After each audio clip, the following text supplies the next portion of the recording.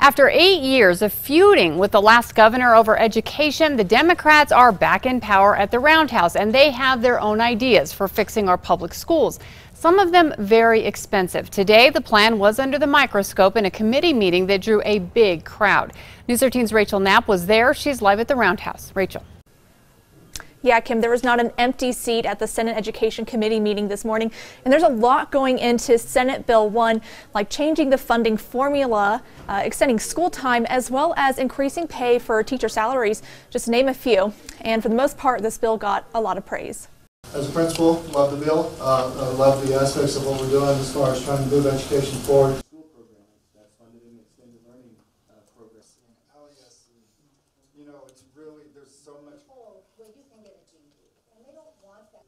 Actually, there is no cap in the how old you are. Except for rearrangement. You go back and forth.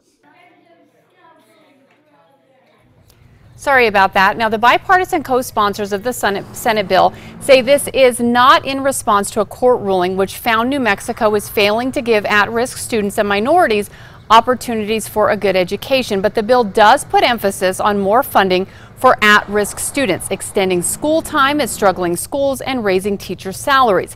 The major pushback on this bill is coming from a proposed limit on charter school students.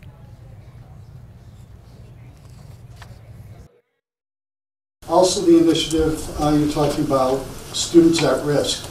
That's what charter schools do, and a lot of charter schools are serving that population to help pull them up out of that, out of that place where they are, to help them be successful.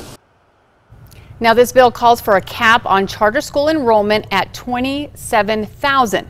26,000 kids go to New Mexico charter schools right now. Now, this also calls for an age cap of 22 years old for charter school students. Right now, there is no cap, which had one lawmaker saying he doesn't feel comfortable with a potentially 50-year-old man in the same classroom with kids. Now, the Senate Education Committee will meet again on Wednesday to keep discussing this bill. It is 48 pages.